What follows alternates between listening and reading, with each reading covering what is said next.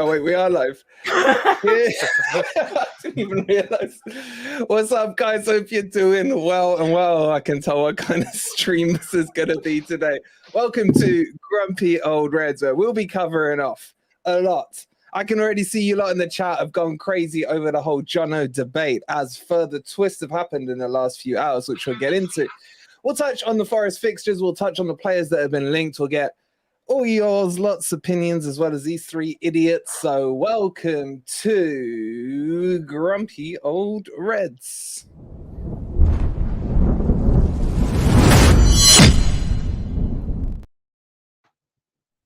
Alrighty, boys, how are you doing? Crypto, how are you, bud? I'm good, mate. How are you? Yeah, good, mate. Good. Sai, how are you, matey? Yeah, all good, mate. All good. S. I'm good, mate. I'm really good. Are you I'm sure? really good. Yeah. I feel like 10 years younger, mate. I don't look it, but As I tell you what you need a hat, mate. Yeah. that's exactly what I need, yeah. Oh, Takes this years is off, going to doesn't go it? so well. This is going to go so well.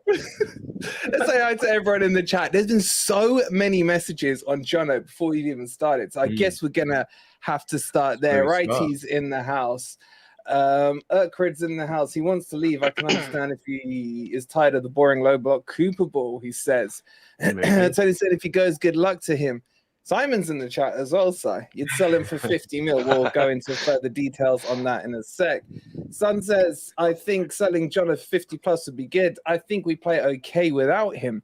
It's interesting. I think we're going to need a few polls on this in a minute, boys. Chris saying, I said in Jan, there were rumours of him going to Newcastle for 50. I have a few Geordie mates telling me he's definitely still on. Owen saying, Ian, sorry.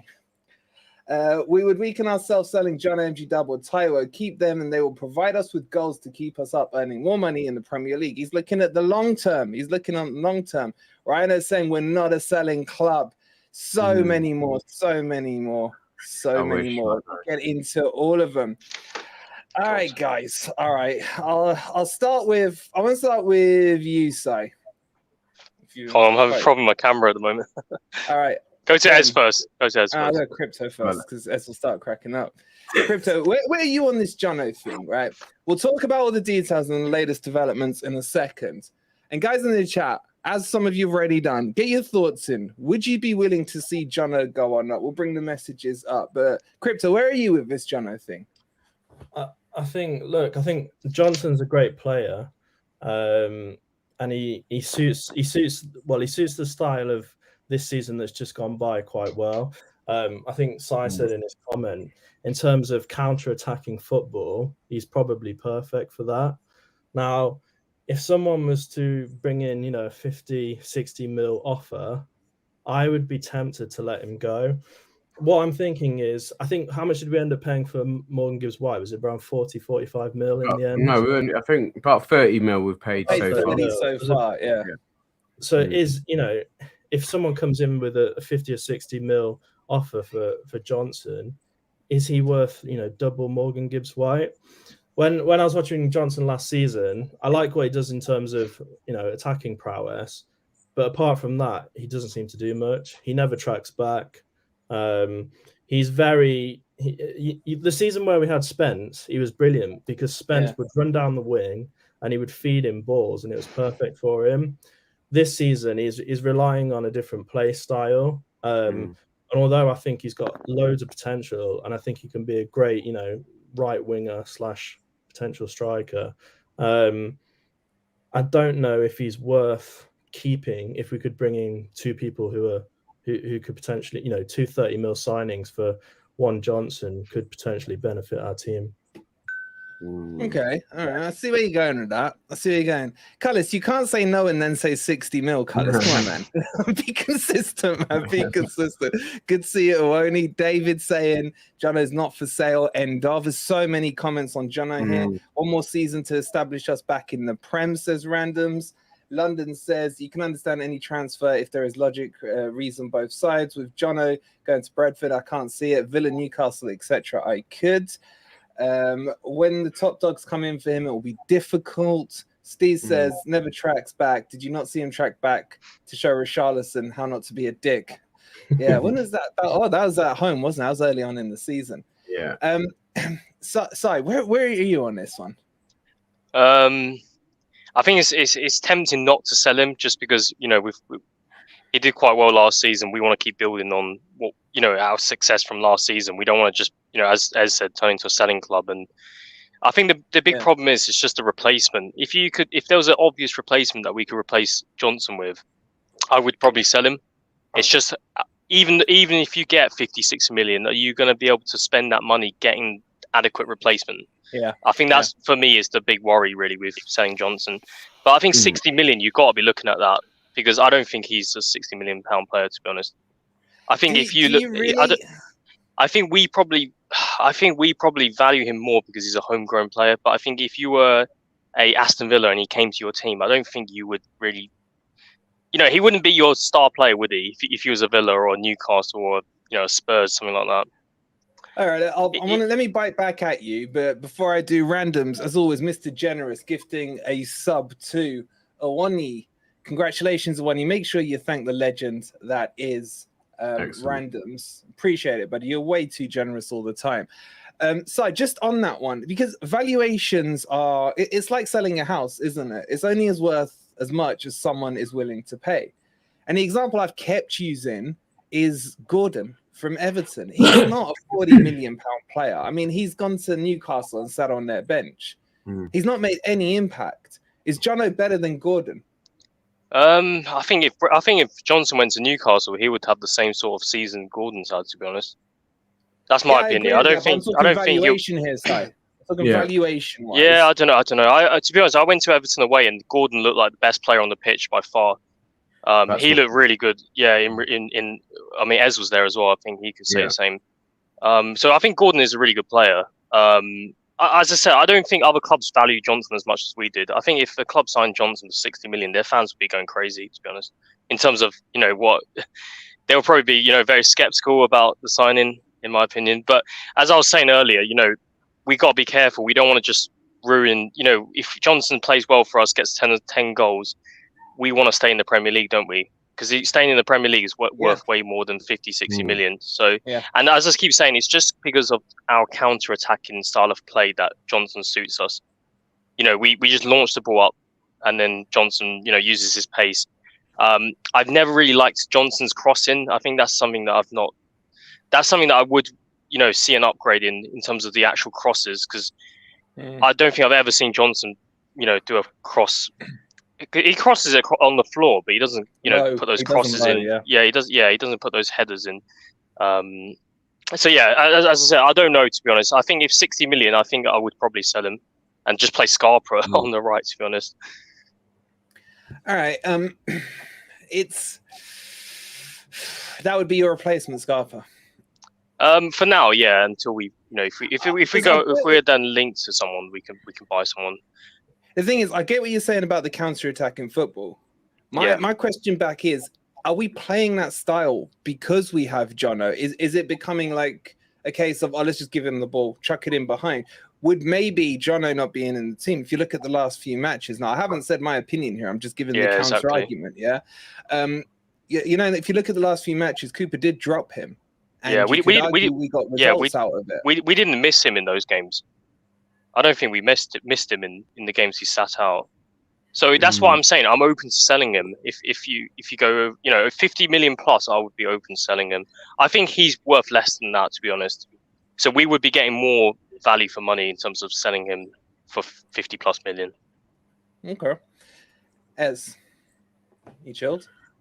Yeah. You know what? The way I'm looking at it is what. I mean, I haven't asked you a question, but go ahead. No, but I'm going to follow on from what we see. Maybe I want to talk about Worrell now. I don't know.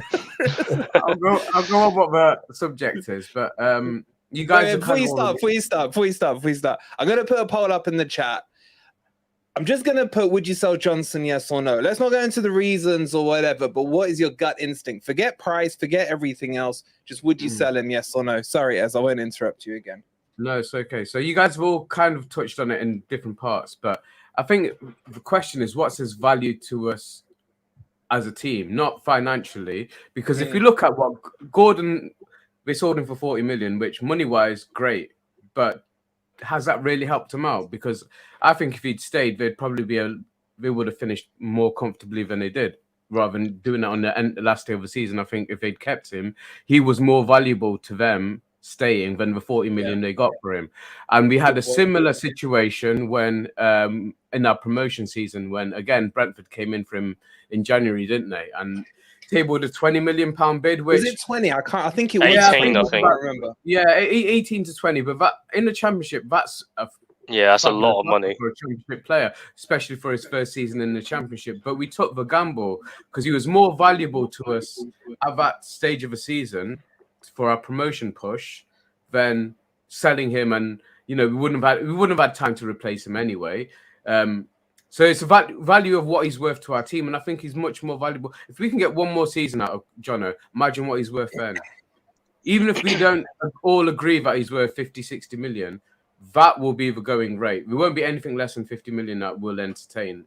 Do you think he's that good, Ez? I honestly don't think he's that good. I said at the start of last season, I knew you were going to say this. I've got to stick to it. Was our best signing was keep giving him a longer contract, and I still think he is one of our key players. I think Gibbs White's pushing him for it, but I think Connor, and if Cooper, I think Cooper's going back to this back 3, back 5 business. Now in the back 3, back 5, like we played in the promotion season, I agree with what Sai said about. I think Sai said it about Spence. What Spence did was took 2 or 3 players with him and gave Jono the space to do what he did and made him look. I think Spence made Jono look good that season. Looked even better than he was. But he's obviously still a fantastic player. So if it looks like Cooper's going to back to that formation for next season, because I think he is. I think he's got a very solid back 3 in mind. Then it's on about that would be perfect for Jono. I wouldn't. For all the players that we've got, he's best suited for that position. So if that's going to be the case, I think it's much more valuable for us to keep him. We don't need the money. We're not a selling club in the sense that we were back in the day when we needed to sell. We needed to sell Collymore back in the day. We needed to sell Lars Bohinen back in the day, and all those players. Those fantastic players who are still cult heroes of mine. To this day. But we had to sell them because we needed the money. We don't need the money now. We've got the Greek father. We're in a much more solid position, having managed to stay up. Unless it's a ridiculous bid, and unless it's coming in from a top 6 side, I don't think we need to entertain it. We don't need to be entertaining Brentford's bids, maybe not even Villa. But if someone like Newcastle comes in and they come in with 50, 60 mil, I think it'll be hard not for his head to be turned by that. But I agree with what Sana's been saying as well. I agree with what Sana's been saying with Wolverine's been saying in his dailies about how unless it's a big team like that, who's gonna really give him more than he's getting now? Because he's got the opportunity at Forest to be the big fish in a small pond. Yeah, I mean, what I would say on that is, I think he would he would find it different at a different club. I think if he went to a Villa or Newcastle, he wouldn't get the patience that the fans at Forest give him, or the love that the fans at Forest give him. He wouldn't get anywhere near that type of love at a different club. Exactly. Can I just reply to Callum? So I'm not saying Jonathan's not good for us. I'm just saying he's not good. He's not a 60 million. He's not like a 60 million plus player, if you know what I mean. He's like, he obviously did really well for us, and it kept us up. But 60 million is a lot of money for Johnson. I think that's what I'm saying. I'm not saying he's not good. Yeah, and also Callum, it's his opinion. I mean, you're looking at the vote, 22% are saying yes to selling him, 77 are saying no. If we put a price tag in, that will probably do that in the next poll. I reckon the percentages would change because it's all what you value a player. Like at the end of the day, it doesn't matter. We're valuing him as fans. Yeah. But I think you do make a valid point, though, because if you look up until the World Cup, he was still adapting to the Premier League. He still hadn't found his feet. It wasn't until it was the Blackburn game, wasn't it, in the Cup, where he started to kick on. And up until that point, what you're saying is if he'd gone to a Villa or something and had a quiet first 4 or 5 months, the fans would be on his back. Tag on him. Are you then saying potentially they wouldn't give him that hug and support? No, they wouldn't. They wouldn't. I remember I was at Villa away, and some of our fans were, giving Johnson a bit of stick, and he looked like he was shocked at that. Getting stick as a professional footballer, he looked like he was shocked, because you have to remember ever since he's been at Forest, he's just had love, and support. He's not had that sort of tough start and tough period, and fans getting on his back. I think at Forest, I don't know. Darren Fletcher always says we get on the back of homegrown players, but I think Forest fans usually, support the homegrown players quite a lot. So. They get on the backs of people like Dennis and stuff. So yeah, it's just something to keep in mind for Johnson. But I think a key thing in this is, does Johnson want to stay or does he want to leave? Because if we're going to get Johnson and he's demotivated, he wants to go, he's had his head turned by a big club, then that's when it would probably make sense to move him on. But if he's happy, probably keep him, to be honest. It just depends on what Johnson's thinking. You're segueing nicely into it. There are these rumors, and I stress, chat, these are just rumors. I'm not convinced I believe them. There's talks that DJ was, as in David, was meeting up and talking to Brentford after the Palace match while they were down in London. There's all kinds of these BS things coming out. And as I said on today's video, a lot of the time in the transfer window now, you don't approach the club first for a yes or no, right? You approach the agent who speaks to his player. You almost agree personal terms now. It's not like in the old days, there'd be lawsuits coming out when clubs used to, seriously, that's how it would be. Yeah, it was, seriously.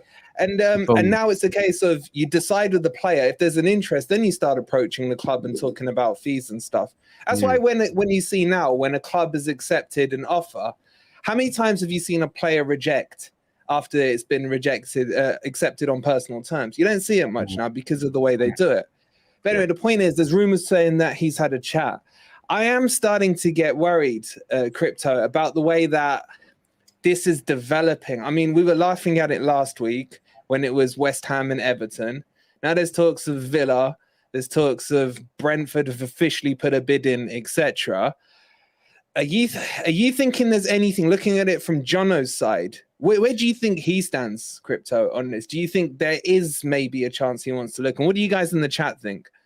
I think it'd be really disappointing if he went to a club like Villa or Brentford, because it's not a massive step up. The point I wanted to make is similar to what Sai just said. Like, it depends where his passion is. Some of the players that have come through this season and gone on to be the best ones for us are people who have shown passion, thinking like Danilo, Morgan Gibbs-White, even people like Worrell at the end of the season stepping up. Because they have that passion there for the club. Now, if Johnson still has the passion, then I think we should keep him. But we aren't going to know that unless he stays and he continues to play through the next part of the season. But yeah, I mean, if he went to a club that's not really any bigger than us, that'd be disheartening. I'd only really have some respect if you went to one of the top 7 or 8 clubs. Going to a club that's kind of mid-table, then just for money, then that would be a bit disappointing, especially as a homegrown player. So yeah, look, I think he's a brilliant player, but I think he does have a price tag. It's like any player. I mean, Haaland's worth a lot, but if someone came in and bidded £1 billion for him, he'd sell him. Like every player has a price tag, and at the point where it becomes £60 million, I think you'd have to seriously consider who else you could bring in for that money to replace him. But I don't want to see him go because he is good. But again, it depends on our tactics. We don't know what Cooper's going to do. If Cooper's going to go kind of low block counter attack, then we should keep him, because he's probably one of the better players who can handle that. But what I was doing before was comparing him to Morgan Gibbs-White, and I know it's not a direct comparison, but when I see Morgan Gibbs-White play, he's box to box, he's tracking back, he's assisting, he's scoring goals. He's got kind of the whole package. Whereas Johnson, for me, is a little bit of a one-trick pony, I dare say. I agree with that, definitely. He can, he can run down the wing. Sometimes he puts a good cross in. He can score some goals. Apart from that, he doesn't do that much. And there was a comment in the chat, I think, from G Cullis, who maybe makes a fair point that it could be Cooper telling him to do that. It may be Cooper saying, Jono, you don't go back. You stay at the pitch. That he has said that. That has been said. Yeah. There you go then. So it makes sense, criticize him for being that type of player. I mean, I preferred it when he came on as a substitute. I think he was brilliant as like a super impact sub. The reason being, their players are tiring around the 60th minute, and all of a sudden you've got the second fastest player in the league running down the wing at you. I think he did really well in those games. Yeah. Let's bring up some of the comments from the chat, and then as I want to jump back over to you. Martin saying, can't believe that's how they do transfers now when they approach the agents first, agree personal terms, then bud on the player. When did this change? Does anyone know? It's been like it for a few years, Martin. I remember when I was looking at it a few years, I can't remember what player it was, and I was thinking, why are they not kicking off as the club? And it's just like the unwritten rule right now. It's been like this for at least 3 or 4 years. It's weird. Let's bring up some and it's kind of why comments. Gone? It's kind of why the likes of Romano have kind of like excelled, because they've got obviously links with agents, so they're getting the news. So when he says the deal's done, it's done in principle. It's done in personal terms have been agreed, and usually that's way before the actual clubs have agreed the price tag and all that sort of stuff. So that's Casado how it is. Casado now, personal terms are agreed with Spurs, with Chelsea, but the clubs haven't even come to an agreement on prices or anything like that. It's just so weird how the orders changed and the powers moved. David's here saying he's going nowhere because he's under contract for another 3 to 4 years. So he's still got 3 years left on his contract. As far as I know, and I don't know much, there's only a release clause on his contract for relegation. Nothing in terms of put in X amount of money and he can go. So can we... Go on. We're going. Oh, no, I don't know what question you're going to ask me, but where I'm going to go with it is, what do people think about... I think he should be given a new contract. He's got to. That's what I was going to ask you, but in a different way. Do you think this is his agent trying to get him a new contract? Because he's on about 30k a week, and you got Chris Wood on 90, Shelby on 75, Henderson on 100 plus. Is Jono looking at this thinking, I've scored 8 or 9, whatever it was, Premier League goals, I need to be rewarded? Do you think there's anything in that? 100%. Again, where do these rumors come from? Where does this transfer talk come from? It comes from the agents and the contacts that they've got. So 100% for me, it's his agent getting involved and stirring up, because essentially he wants a bigger contract, and I think he deserves it as well. Remember, we lost Samba for I think it was disrespectful of the contract that they offered him, to be honest. And if they'd offered him anything close to what Dean Henderson was getting, we wouldn't have lost Brice Samba. And he's proven to be one of the best goalkeepers, certainly. Well, in France, he's a national goalkeeper now, isn't he?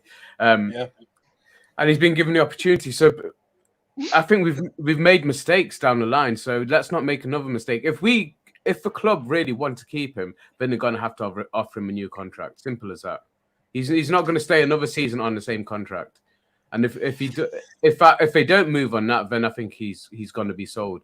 But I think that's what we're playing now. We're trying to get him a better contract, and I don't blame him one little bit, because you've just mentioned there Chris Wood on 90k, Shelby on 75k. And they've seen these players and they've seen what impact they've had for the club, and if he's comparing himself to what they've offered, then surely him or his agent are having those conversations with the hierarchy at Forest. They'll be stupid not to.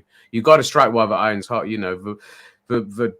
It's in their hands now, isn't it? The ball's in their court, so they can actually start demanding that now. And you would do. Anybody would do. I'd expect if I was a player, if I was like Dino back in the day, I'd expect my agent to be on the phone, drumming up interest, left, right, and centre, whoring me out to other clubs, and trying to get the club that I'm at to start talking. So that is exactly where I think this is coming from, and that's exactly where I think is heading. Because I don't think he wants to go. I think he's comfortable where he is, like Simon touched on. Even when he was at Lincoln, he got nothing but love. You know, so he's not been anywhere, and it kind of. I remember the talk at the time about how he reacted to being booed by the fans, and he didn't take it well. By all accounts, Mark saying he's pretty sure he's got an annual wage rise in. I think they've all got that. I think there's like a avoid relegation. There'll be a percentage. Maybe. I don't know, but it's not going to go up to 90k, is it? Whatever it's built in. I mean, we don't know the details. You wouldn't have thought he'd have a 300% bonus kick put into his contract. They will have obviously annual wage rises, but he's going to be wanting a lot more than I think what that percentage would be. So this is all agent talk. This is all drumming up interest, and it's all about getting him a better contract. And if Forest don't want to give him a better contract, then I think he will go. Simple as that. He's got to be ambitious at his age. You know, we talk about the money they get. The money they get nowadays is ridiculous. But at the same time, when you know there's players that you got to put yourself in a bracket, haven't you? And if Jono's looking around the Premier League and seeing other players, and obviously they all talk. Some of them are on 200k and they're nowhere near the level of Jono. So, you know, you kind of got to balance it out, and you've got to be looking out for your own future. And obviously his dad's going to have a say in it. But his agent's definitely doing all this. So I wouldn't be surprised if he'll be in contract talks within the next few weeks. And ideally, let's get it all sorted before the start of the season, before the start of pre-season. Before pre-season, yeah. Absolutely. 100%. Look at this, Forest and on his annual leave. Good evening, gorgeous Tricky. Hope everyone is good and enjoying life. Yeah, he's enjoying life. Just a shout out and a reminder. Holiday. Yeah, gone. Just a shout out and a reminder that myself, Forest and Grits will be down at the Garibaldi Red podcast. I think we're going down on a Thursday show. So if anybody is going down, please come and say hello to us. It'll be the Trent Navigation. So yeah, come and see us, guys. And go punch him in the face while you're there as well. It's been a while. I'm for about a month. All right, let's catch up with some of the comments in here. I think this is an interesting debate. Let's see what you guys are saying in the chat. Dino, again, he's on the beach. The best time to get a new contract is where there's interest and bids. I do agree with that. Random saying he's on Harry Arter money. He is. Him and Harry Arter on 30k. Kind of insulting, isn't it? It is what it is. Let's have a look. Let's keep these comments flowing. Dave saying, somebody pay off Arter for fuck's sake. He's still being about 39 grand a week doing fuck all. That's then double Jono's wages, 60 grand a week. I mean, in a weird way, you almost have to respect Arter, don't you? Say, or his agents. His agent, you know, his agent is probably the greatest agent in history of football. And then looking at the chat, the votes are in, and 22% of you would sell Jono. 78 are saying no. So you talked about a cutoff of if we got 50 or 60 million, you'd think about it. And you said about Scarpa coming into play. Do you think, let's go hypothetically down, and before people start clipping, this is just a hypothetical thing here, right? Would we have to change our play style if we lost Jono? Because if you did bring Scarpa in, would you have to play more possession, passy-based football to get the ball moving? Because Scarpa's not going to be running in behind players, is he? Yeah, of course. Yeah, we have to change. We have to change the play style. This is why I'm saying I probably would keep Johnson just because he suits our play style. Because I think we had the lowest possession stats in all of European leagues, or the top European leagues. Yeah. So we're not going to be able to do that if with Scarpa. But Scarpa does have a lot of things that Johnson doesn't have. So Scarpa's very good at on the ball skills, dribbling, crossing. Scarpa's got great crossing. We haven't really seen his shots yet. But it'll be interesting. Yeah. So obviously Johnson, his thing is just pace, and then Johnson can't actually dribble, can he? He can just knock the ball forward and run onto it. He can run, yeah. Yeah, knock and run. So yeah, I think we would have to change. This is what I'm saying. It might be a bit risky because he's such a big part of our play style. Yeah, so it'll be interesting. But yeah, if we did sell him, we would have to. Well, we would either have to find someone that's similar to him, which I can't really think of anyone that's got his attributes, or as you said, we have to change the play style, which is a bit risky, isn't it? But you might like it because you guys hate the counter. Well, you guys hate the low possession football. Well, especially Dino, anyway. Add me to that list big time. Yeah. Yeah, it's a little bit risky though. Counter-attacking side. I don't mind counter-attacking. I don't like low block. I think there's a big difference between low block and counter-attacking football. Brentford are a counter-attacking side. They're not a low block side. You know, that's why I think Brentford really will be interested in him. I just don't think they can afford him. Just very quickly, chat. I've amended the question. Would you sell Jono for ... And the question is 40 to 50, 50 to 60, 60 plus, or not for sale. Let's see what you guys do with that one. Does that change the way you guys think at all? Ben, there's Crypto. Sorry, there's been this link to Borges, the Man City Lightning striker, who's completely untested in the Premier League. Scored, I think, 21 goals and 24 appearances for them in their under 23s or whatever it is. He has a lot of Jono's traits. There's Dino's record there. He's got a lot of Jono's traits. Do you think, looking at it from the Forest side now, from the club side, there is any interest at all or any thoughts about Forest selling him? The reason I ask is it hasn't come out as there has been a not for sale, but every club has to say that about a player. But on the Brentford one, I think they came out, I can't remember the exact quote, but it was something along the lines of insulting or something, the one from Brentford. Yeah.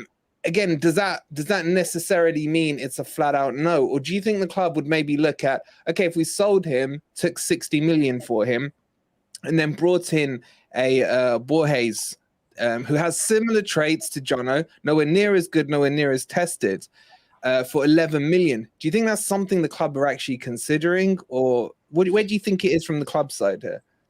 I mean, I would hope that it's essentially Cooper's decision. Cooper will have an idea about how he's going to play this upcoming season and what tactics he's going to use. And I would hope that he can speak to Marinakis and his team and say either Johnson is a core part of the tactics that we want to play or he's not.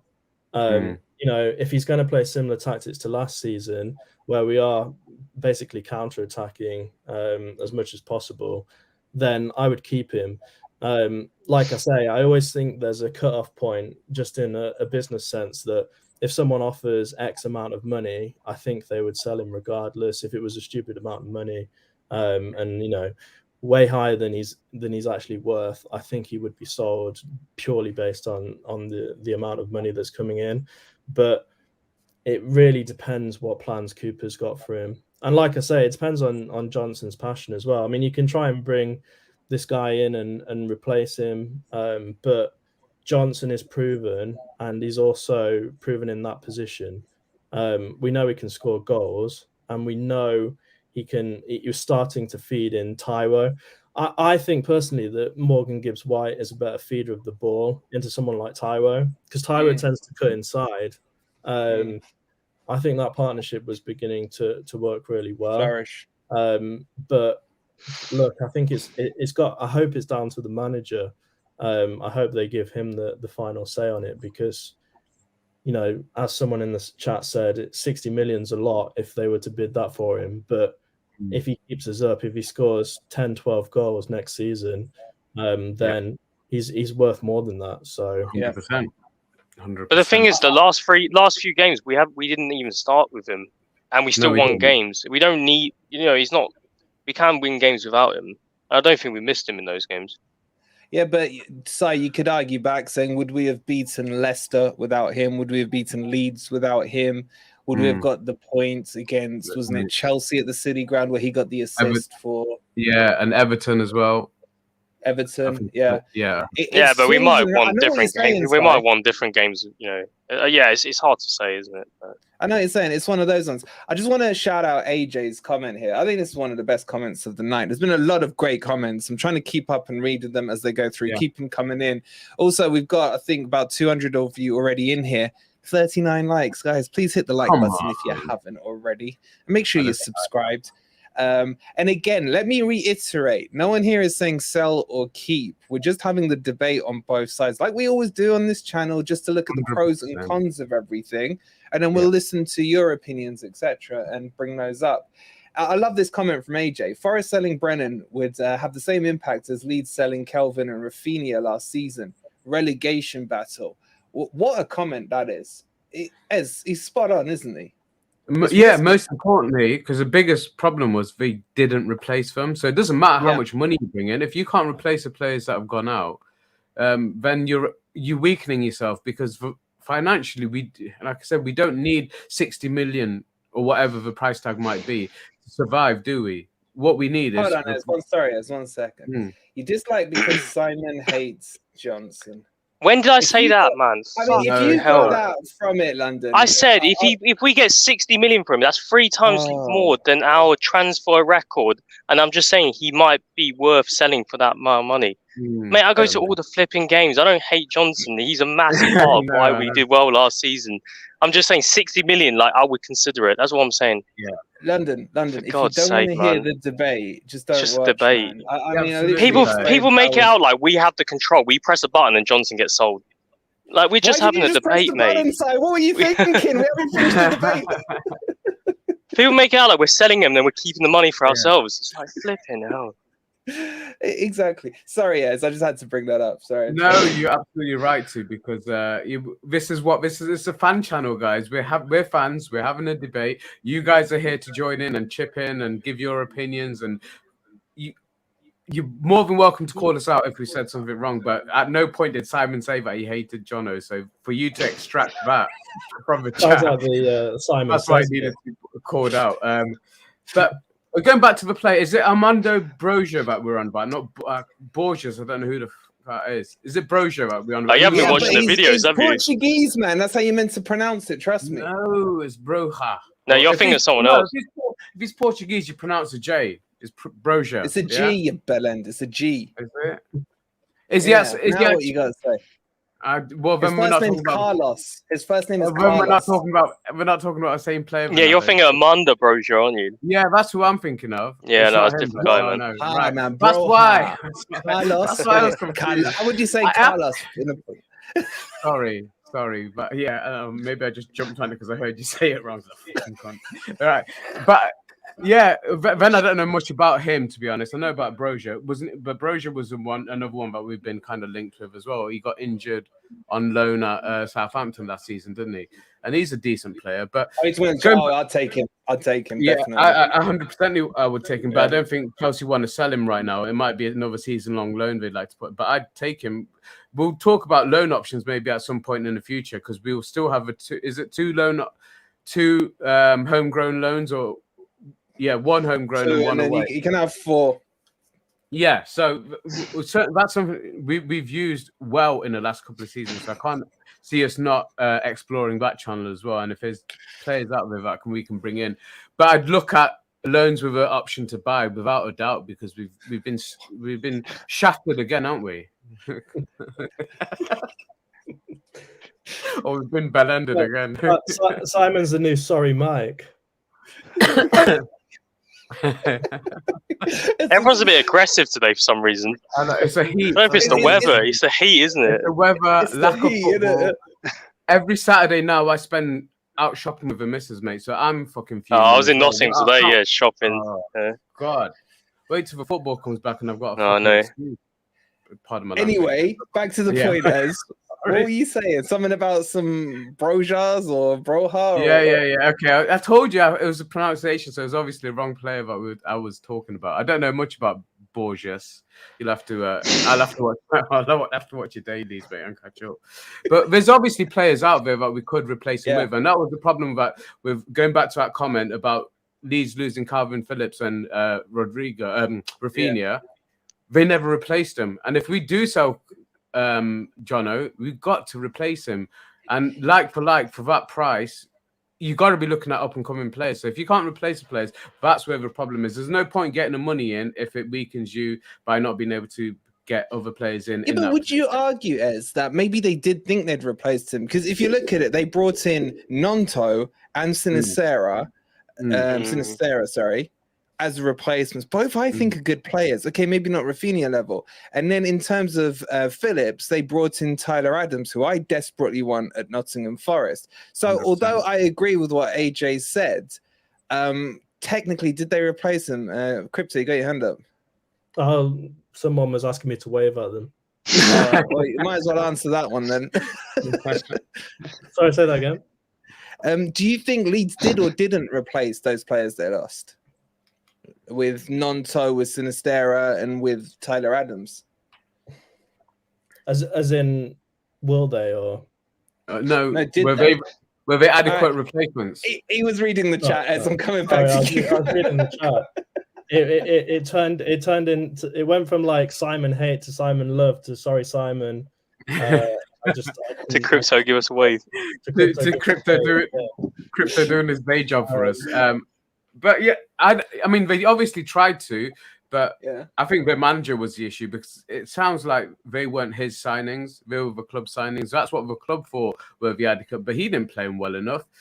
You know, we've said what we said about the Leeds manager at the time, but I think that was more of the issue rather than the players that they bought in. They were good players, and we'd take probably I'd certainly take Tyler Adams, and I'd probably take Nonto. Even Sinistera, he did well against us every time he played against us, but they were good players. Quality. Yeah, I think he's got a lot of potential, and I can't see him obviously sticking around at Leeds. So there's some bargains to be had, definitely. Even if we're just robbing from the teams that have just gone down, but what we've got to look at is are they going to be better than what we've already got, and that's always a question. That's always what you're trying to do when you buy new players. You're trying to improve. You've got to improve what you've already got. So you'd only sell him if Forest had players lined up and he was offered a contract which he refused. Then you've got to sell him. There's no point keeping a player whose heart's not in it, and we've seen that happen time and time again. You know, time and time, and especially to Forest anyway. Yeah, I mean, Martin makes the best point. No one's here to listen to us for Babylon, man. They're just they're arguing with each other in the chat. And to be honest, I get it. It is addictive. I love these guys in the chat. The next level. Okay, so I was going to ask Si a question, and I've gone blank. Can we talk about like fixtures or something else rather than Jono? In a second. What I want to talk about is this is what I was going to ask you. This is what I was going to ask you. Actually, I was going to ask Ben, but let's go Ben. See if he listens this time.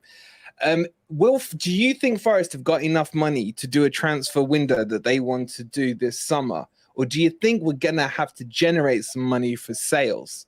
Okay, I'm not necessarily saying Jono. We talked in the last stream about 5 or 6 players that potentially may go and generate a bit of money. But realistically, how much money can the Greek father keep pumping in without having a turnover coming back? You know, it can't just be a net loss every summer. Yes, there's been these rumors, which I don't really believe, saying that Forest made 156 mil profit in the last 5 years, etc. But at some stage, what do you think, Crypto? Do you think there's going to have to be a balancing of the books when it comes to it? In chat, what do you think? How much money more can the Greek father put in before we start getting screwed by FFP? I mean, I think that the foundation of our team, especially the last few matches of the season, are pretty solid now. I don't think we need to bring in more than maybe 4 or 5 players. I think if we bring in loads of players again, we disrupt the team and we'll struggle to begin with, especially with some of the so-called big team matches in the first 6 matches, people like Arsenal, etc. I don't know. I think if he spent around 100 mil or so, I think he'd be fine. I mean, what is it for staying up? Is it 150? I think thereabouts, yeah. Staying up. So, you know, if he was to spend around 3/4 of that, I think it would be a sensible decision. And we'd be buying, you know, quality over quantity. If we spend 100 or so million on 4 or 5 players, they're going to be, you know, decent players. Hopefully, all of Felipe's offspring. And we'll bring Dino out of retirement and we'll be winning the league next year. But yeah, look, I don't think I really hope we don't go and buy a load of players. I really like the foundation we've built. If we do start to sell people, then yeah, they'll need replacing. But as just said, like let's let the manager make the decision now. He's been here; it'll be his 3rd year in charge. He knows how he wants to play, so I hope that he will have the final decision on who fits in his team, as opposed to, how it's been in the past, where the kind of owner's son, by the looks of it, has been handing out the dollar to people to bring in everyone. Yeah. All right. So do you think about 100 mil crypto? You saying? I think 100 mil would be a fair spend. If worse comes to worse and we did get relegated, I don't think we will. But if we did, then at that point, obviously, you would sell people like Johnson and you would make that money back easily. So I don't think the risk is massive. Look, we sell out every game. I know that ticket sales don't bring in the most amount of money, but the TV rights and stuff like that, there'll be loads of money coming into that club, all the shirt sales, etc. I don't think it'll be a big kind of worry in terms of revenue and income into the club. Yeah. And this is just nicely timed by AJ. It's like he's writing the script for us. So in terms of what we want to spend, just give me the number on what you think. But with the goalkeeper and centre-back situation, if we can't get Hendo, who would you go for? And would you go for a young centre-back or a cheeky bid on Ramos? And me and Sai are going to end up in a big argument here like we always do.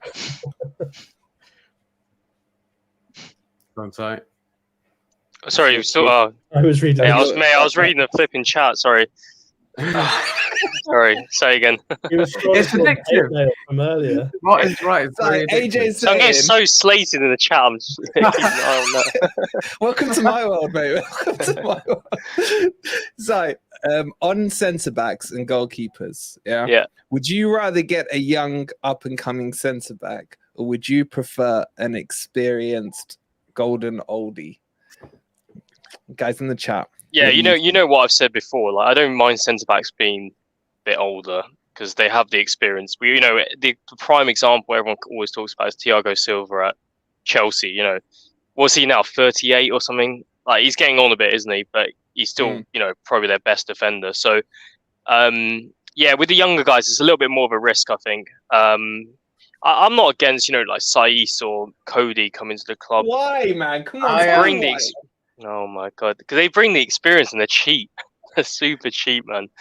For what we're getting, and we look at Bolly, we bought him for like 2 million. He's class. I think Bolly's class. Past this, what are you gonna do? Line up? Doesn't matter, to be honest. Bolly, Felipe, and Saiss, and then Cody on the bench. Yeah, what's wrong with that? About 150. What about Niakate? Yeah, exactly. We have got a blend, haven't we? We've got Niakate. Yeah, but he's trying to pull his hamstring again, isn't he? So we've got Biancone. It doesn't matter. We don't need the pace. We don't play a high line. We just sit back and low block.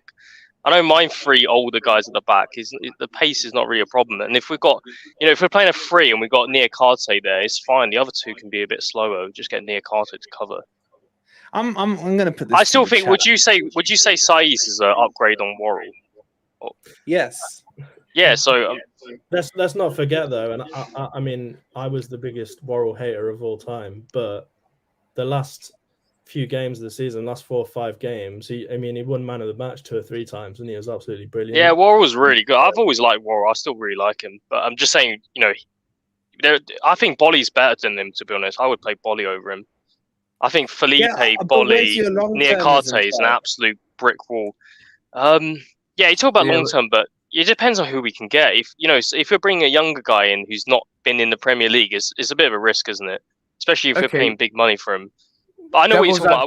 I watched a video about the Greek defender recently. I mean, I don't know anything about him, so again, that's why I'm saying these guys. I know what they're going to bring. They're going to bring that experience. They're going to bring that Premier League, experience, and then they're going to do the job that we would expect, basically. Whereas these younger guys, a bit more of a risk. But yeah, I don't think centre back's that much of an issue for us. I think we've got quite a lot of good players in that position. I don't know. Well, it was a massive issue. We got 4 decent centre backs at the moment. I think it only takes 1 injury though, and if he's playing 3 at the back, then that's the problem.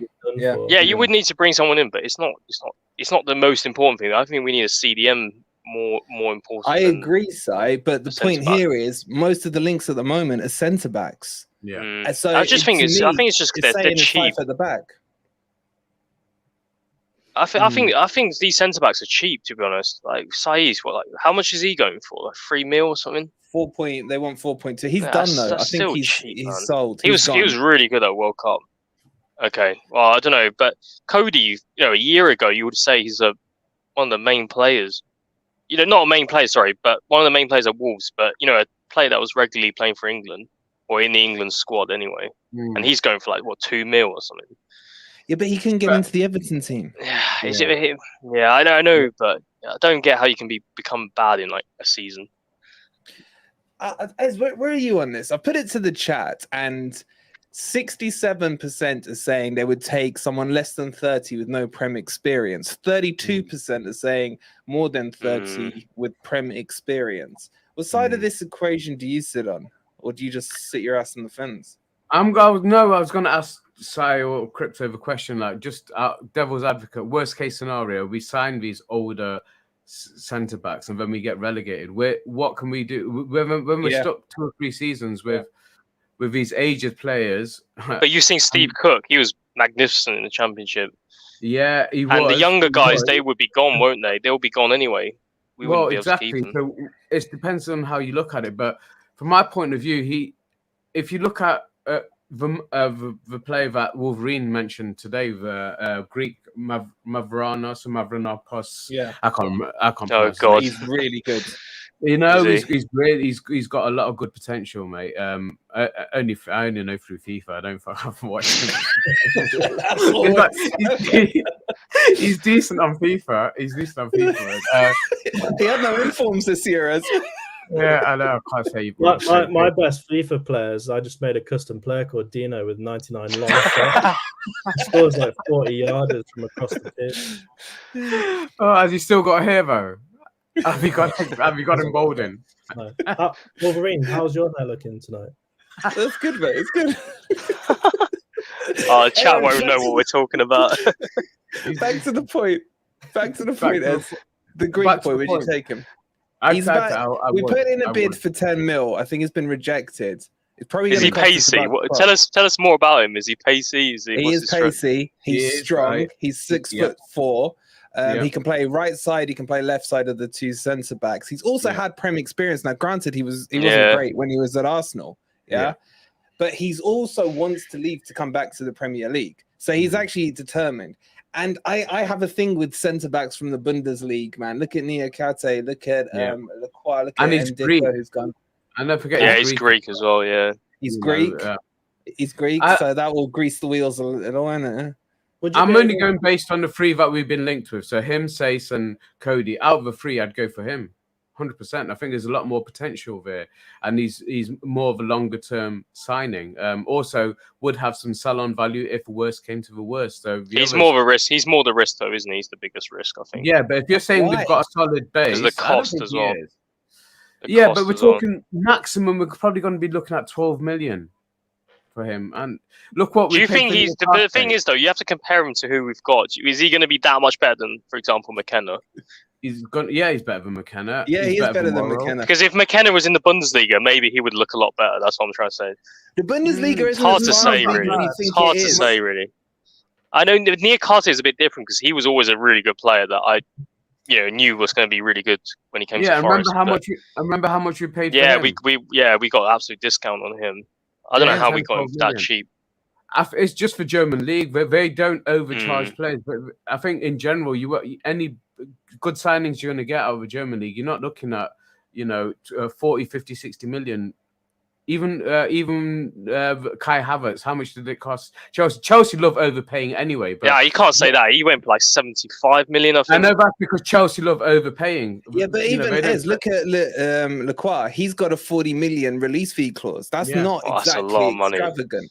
No, it's not, Sai. Sai, you're still thinking championship prices, man. How much did they pay for Koulibaly last season? That would be our record transfer, though, 40 million for a I'm not talking about us getting him. I'm talking about the value in the market, If Lacroix was playing for, I don't know, Arsenal now, Like, look at Saliba. How much is Saliba worth now when 2 years ago they'd loaned him out to the French league? There's definitely a Prem tax.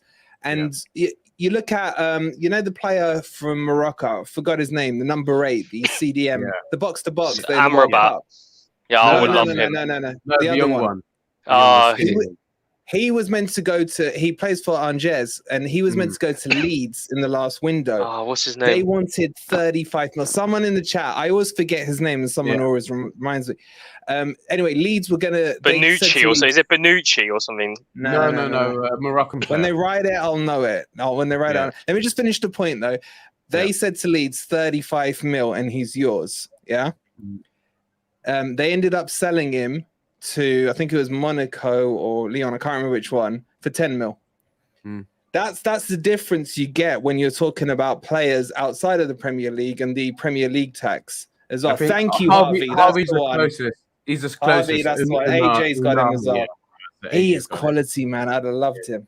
Him. Why can't we get why is the Premier League not got Ben Yedder yet? That's what I don't understand. I don't know, man. Why is he not in the Premier League?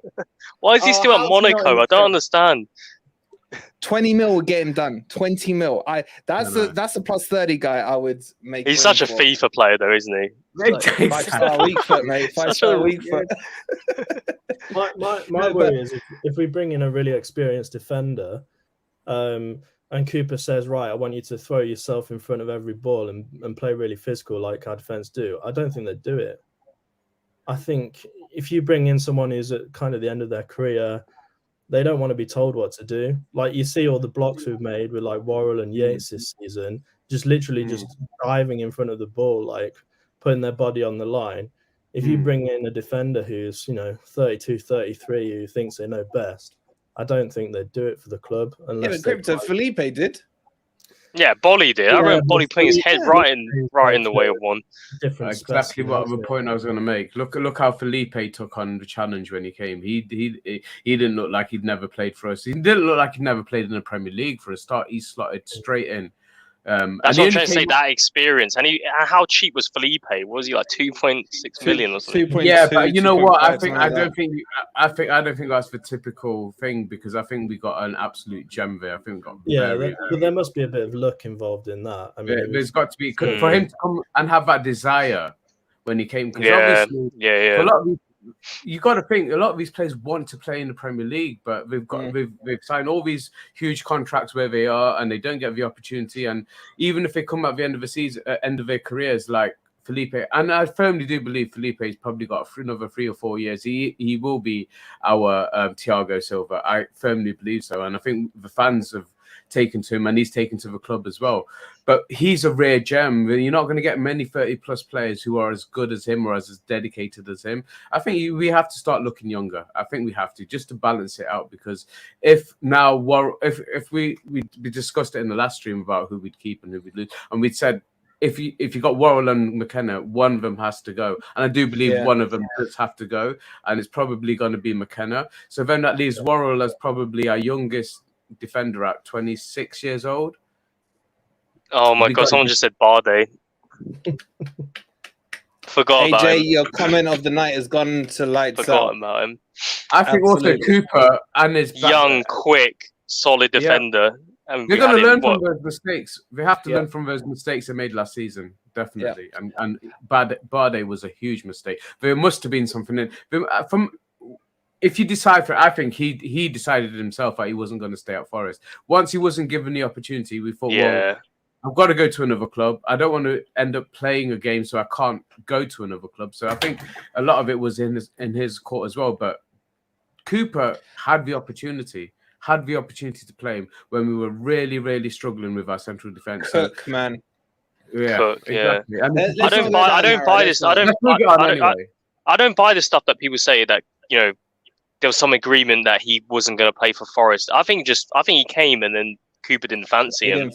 Yeah, and then so they came to some agreement after that saying, okay, they then release him in the January window by not playing him. I think that agreement came in after Cooper made his mind up about him. That's my opinion on that. I think we should give a shout out to Cook anyway. Wasn't he the one who donated that £500? Oh yeah, definitely, and Yates as well. Yeah. Shout out to all 228, players. 500. big Well respect. done, boys. It's good to see our players donating to, the tragic event that happened on our doorstep. So that's absolutely brilliant of them to do. Okay, we've got Harvey asking about the Roman player that's linked to us. Any of you know him outside of FIFA? I know we've done a few videos on him this week, but any of you like him at all? I don't watch any leagues outside of England. You sound like Ant now, man. Crypto Ez? No, I don't know too much about him. But it's a good thing I'm doing the daily news then, and not you lot. Well, it is because you play more FIFA than me. Nikola Zelensky, Crypto, anything on him that you want to add? I'm sure I watched your video, but I don't remember his name. So he just told you, Nikola Zelensky. Yeah, you were reading the chat at the time, right? Where's Dino when you need him? Two and two together. Again, he is one that really does excite me because he can play in 4 different positions. He's 21. He's a young player, versatile. He is expensive, going to cost us about 17 mil. And he was used with Mourinho as a left wing back and a right wing back this season. And I'm wondering if Cooper's eyeing him up potentially as the Lodi replacement. I don't think he's as good defensively as he is attacking. I would actually go as far to say as I would prefer him to see him as an LW rather than an LWB. But I kind of think Lodi is dead in the water. I really do. I can't. There's no real strong links at the moment. There is still talk that he wants to remain in European football. But do you guys see this as potentially a sign that Lodi is gone? I think it's such a massive shame as well because I really like Lodi. The thing I liked about Lodi was that he pushed the team forward. He wasn't just good at defending. He made the team, press forward at the pitch, which is kind of the opposite to someone like Toffolo. I mean, Toffolo wasn't a bad player. He did well when he played for us, but he didn't. There's people in our team who push the team forward. People like Yates, people like Lodi. Danilo, Morgan Gibbs-White, when they're on the pitch, they bring the ball forward, which I like because when we sit back and low block, as we know, it's a risky tactic if you go one goal down. So look, if he's got the skills to run up the side of the pitch and press the team forward, I'd be all for it. But personally, I hope we can keep Lodi, but it doesn't look likely. We definitely have to take what's his name, Augusto from Monza. Yeah, definitely be interested in him because at the end of the day, we need stream. Isn't going to cut it here. No, you just interrupted me, you prick. But anyway, I was going to say we definitely need to be looking at other options down that left-hand side. Anyway, Lodi included. Whether we get Lodi or not, we got to be looking at options down that left-hand side because we are still too dependent on what we can deliver from the right. So it does look like Lodge's not going to be coming back, and it's a real shame because we could have tied that down. But we were in a position where they'd agreed that it was going to be reviewed in March. Whoever agreed that bloody bit in the contract was stupid anyway. Because if you remember back to March, we didn't know where we were going to end up. We were in a really bad position. We were in the relegation zone at the time. So there's no way you can then get that contract clause in play. But as you say, that was stupid. But if that was the only way we could get him, then we had to do it. Obviously, because we also talked about how he wasn't anywhere near first choice. First choice was Omar Richards, and Omar Richards didn't work out. So we they obviously know what his progress is. We've not heard. This is the thing about Richards. We've not heard anything in terms of how he's progressing or where he's still injured, as far as we know, man. So as far as we know, he's injured. Well, we've not had anything else. The last update we had was he's had a setback. That's it. Yeah, and when was that? That was back in 2 months ago. Yeah. Hopefully, Chris Wood gets re-injured as well for the whole season. He's out for the season. Yeah. So we've got to be looking at options down that left-hand side regardless because we don't know what's happening with Richards. It doesn't look like Lodge is going to be coming in. We've got to have more than one target down that left-hand side. Augusto is definitely one I'd be interested in. Even if we did get Lodge. And even if we did get Lodge. Just get him in. Yeah, get him in. It depends. He's Brazilian. Does he want to? Yeah, he's Brazilian. Does he want to come though? Who else is in for him? Inter are seriously interested. So it's going to be a tough one. All right, let's move on and talk about fixtures. So I know you're gagging too. So we got the fixtures out the other day. How are you feeling about our first 6 or 7? It's weird, isn't it? It's weird. Like, it's weird. Why? I don't get. Guys in the chat, just write in there quickly how many points we will get by the time we will be on after our. What's the 4th away match? Is it Man City? Something it's like Man City. Yeah, Man City. Yeah, Man City. So how many points will we be after 6 games? Go on, Si, sorry. And wait. And before you do, guys, likes, please. Come on, 71. You can do better. Get us to 100 quickly. Sorry, Si, that's it. You can go now. Yeah, it's weird, isn't it? Like, it just seems a bit strange. And in the 3rd season in a row, I think that we've gone home and away last game of the season. Away. Yeah. Couldn't make it up, could you? I don't understand that.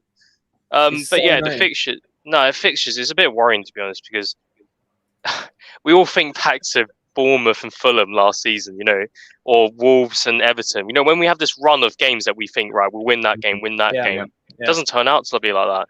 And if we drop points against Sheffield United and Burnley, we could be in serious trouble because we're not going to get anything out of the other games, are we? Yeah. So we could be on almost no points after 8 games potentially. Yeah. So those who haven't got it in front of their eyes, our first 4 away fixtures are Arsenal, Man United, Chelsea, and Man City. They're our first 4 away fixtures, guys. The Sheffield United home game, I'm happy about that. I think first game of the season they're going to be weak. Let's win. Let's get a win against them because we should turn them over. Hopefully, well, not turn them over. But we should be favourites for that game. And then Burnley, I don't really rate Burnley, to be honest. I know people say that they should be quite good, but I don't rate Burnley. I think the way that they tried to play, the way they did play in the Championship, you can't do that in the Premier League. And they were doing it with, Southampton rejects and, players, Championship quality players. In my opinion, I didn't watch a whole load of them, but we all know, Championship teams that smash the Championship like Norwich and then they come into the Premier League is a completely different story. And they certainly can't play that way, can they? They can't play that way. If they play that way, they'll have no chance. So yeah, I think we should win the first 2 home games, and then Brentford, we've got a decent chance. They haven't got Tony, so potentially after 4 home games, we could have 4 wins because it's Luton as well. We should be beating them as well. So yeah, we've got our first home games. So we got Sheffield Wednesday, Burnley, Brentford, Luton. Yeah, so I mean. But the problem is, it's just those 4 all in a row. That's a little bit, like we had last season when we were banking on those. But on top of that, it's Man U and Chelsea are back-to-back away. Yeah, I know. And Man U, you know how we do against them. I hate them, man. I'd give. They're our bogey team, aren't they? Man United. No, don't say no. They're not. No. They are, mate. Every time we play them, we get smashed. Even in the 90s, we were getting destroyed. Whereas Arsenal, you might as well just pencil in the 3 points when we're playing them at home. It's just weird, isn't it? You know who I used to hate as a kid? Blackburn. Really? They smashed us on our birthday. Yeah, on his birthday. Yeah. That was I cried at my own birthday party. When he technically shouldn't have even been born, if he goes. Yeah, well, I wasn't. Born, yeah, I 21. I was born. Yeah. But okay, yeah, that's my opinion. I think 4 very winnable home games, but it's it's going to be a lot of pressure on those home games to get points. By the time we get to that 4th game against Luton at home, we're into mid-October. So yeah, it's crazy. We've got a hell of a lot of hard away games. This is a question that I want to ask, guys. Are we happier than that we're starting off with the tougher games right at the beginning? Is that a better way to start off and get them out of the way than rather? For me, I think it's better to play these promoted teams early because last season we were shambles at the start of the season. Our team was completely different at the end of the season than it was at the start of the season. We had no coherency. In our first home game side. Yeah, but we should not have won that game. Yeah, but we're at home. Yeah, but Wolverine, we're at home. Yeah, but we're at home. We're at home. That's what I'm saying. If we're at home playing against these promoted teams, it should be okay, I think. I agree. If we were playing these promoted teams away, that wouldn't have been good. If we're playing Sheffield United, Burnley, Luton away, that would be a concern. But we're playing them at home, so we should be reasonably confident. Playing Luton away is like having a kickabout in your own garden. It's not. I can see that being a banana skid. There is no space between their dugout and the throwing line. It's like this tight. Really? And obviously, and the away ground of the away end. Sorry, you got to go through the houses. Okay. Yeah, Luton's a joke anyway. I think they're talking about spending like less than 20 million on players, and I think they're going to struggle. If you do that, then you're going to struggle. They need to spend like 100 million plus, to even stand a chance, in my opinion, in the Premier League. I'd rather get the hard games out of the way first. I mean, I think we'll be all right this season. I don't think we'll struggle with a relegation battle. But if we do, I'd rather be going into the last 4 or 5 games with easier opponents than harder opponents. That's my thoughts on it. Yeah, but you say that, but our end running is not really that easy either, man. I mean, the thing is, how many we won 9 games last season? We could potentially be on 4 wins already after 4 home games. But don't count them up, man. We were saying that about. I know, but we should. Man. But that's only into like we still got months of games after that. So you don't need that many wins to stay in the Premier League.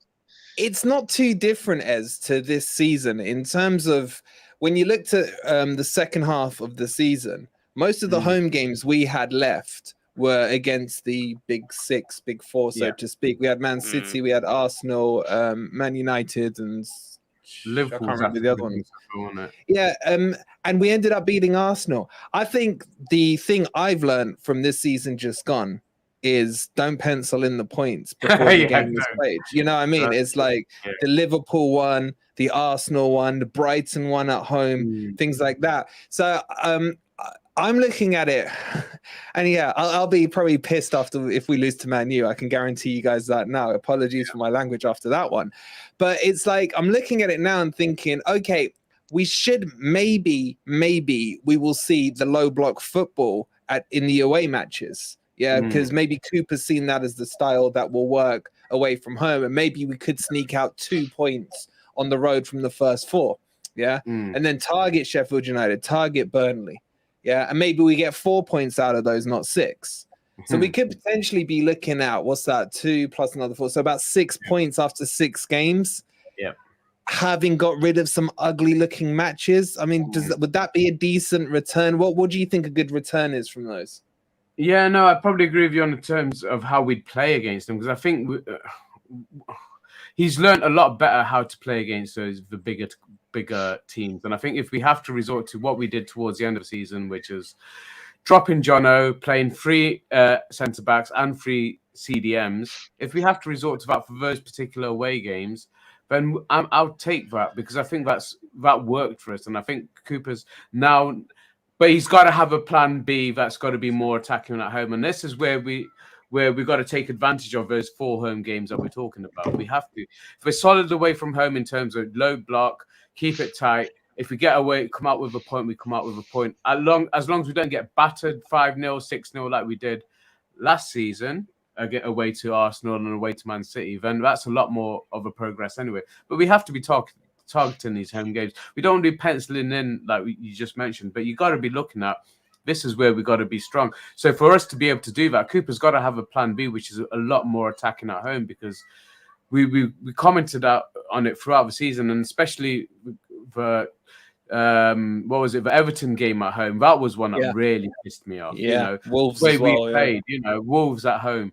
So he's got to get out of that mentality and be a lot more attacking at home, and see where we go with that. Because if you just low block away and away from home and at home, then you're asking for trouble. But if you're looking at the points total coming out of it, let's see what where we'd be by the middle of October when we get to that Luton game. You're looking at if you can pick up the odd point away from home and win those home games against Sheffield United, Burnley, Brentford, and Luton, then you're in a strong position, aren't you? Because the second half of the season then becomes a lot less stressful. And we said this season, look, what we needed to change is from winning positions, we dropped 25 points from winning positions. If we can halve that, if we can halve that, look where we end up. We end up in 50 plus points. You're talking at the top half of the league. So It's only really minor tweaks that we need, but he's got to have a plan B. He's got to be a lot more aggressive at home. He's got to be taking the game to these teams. And when we are 1-0 up, not sitting back, going for 2, going for 3, and being.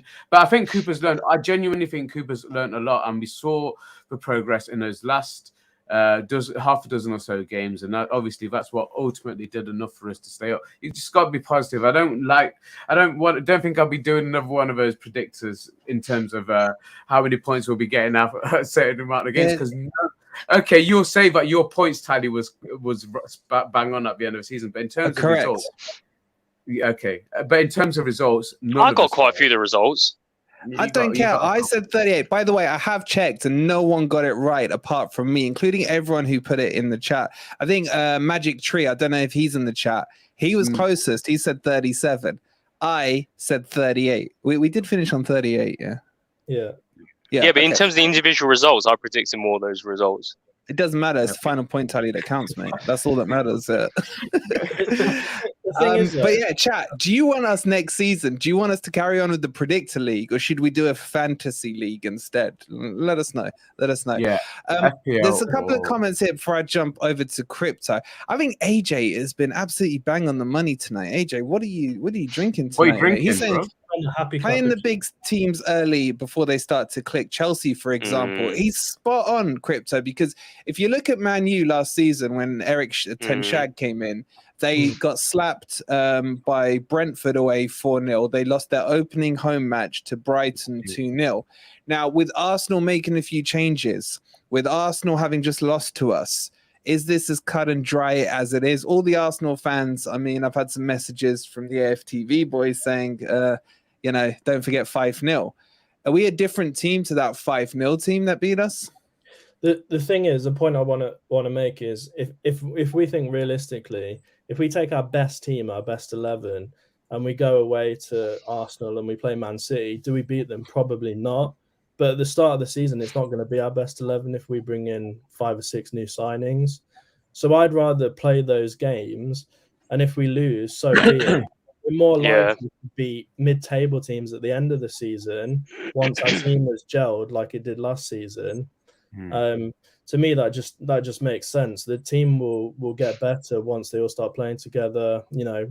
Kind of basically late season. Once they've gelled, once Cooper has his new starting 11, that's when we can go and beat teams who we'd expect to beat anyway. But even if we had a fully gelled team at the start of the season, we're not going to beat Man City anyway. So what's the point? Yeah, it's sorry. For me, honestly. As long as we don't see the bug off performances where we start capitulating, as long as that's out of our system, that's got to be out of our system, hasn't it? Majorly, and I think that made performances and results. I mean, even away at West Ham, another capitulation. I think that was the last capitulation, wasn't it? Last was it? Yeah, 4-0. No, Brentford. Brentford away. Oh my god! You got Brentford, haven't you? Yeah, we were down to 10 men. Technically. Yeah, but that was we were winning 1-0 before like 85 minutes or something, wasn't it? Yeah, 82. But who's counting? That was infuriating. I was so pissed off that game. Yeah. Sorry, it's gone. No, I was gonna say. So we got to. He's clearly learned a lot. Don't forget, Chelsea got a new manager as well. So they're our third away game. Let's hope it takes some time to settle. And you're right. Get them in there. AG was spot on with his comment.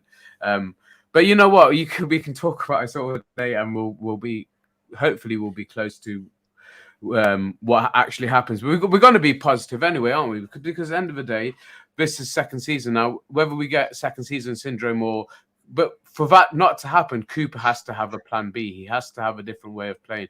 Because the problem with Sheffield United, if you remember their first season, they were brilliant. We finished 8th. Did they 7th for 8th? Yeah. Second season. Goal, yeah, with Hendo in goal. But then the second season, they were easily found out, weren't they? They were found out. Yeah. And they didn't change I think that's the way they were playing. Yeah. Yeah, they didn't change the way they got found out. Well, let's move on to this question. Crypto, we'll start with you. And guys in the chat, I am dying to know the answer from you guys as well.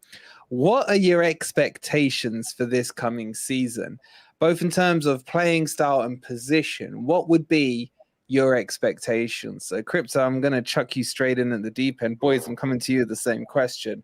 What would you think would be a par satisfactory, so to speak, performance? Rhino, just before he answers that, Rhino, bog off was when Forest would concede a goal and then give another goal free, like we did against Fulham, West Ham, Boringmouth, etc. So yeah, Crypto, where are you? I mean, I'll bring the comments up as you talk, mate. But this is interesting to see. Go on. So I think that I'd be really disappointed if we were fighting for relegation. I think there's teams below us are a lot worse.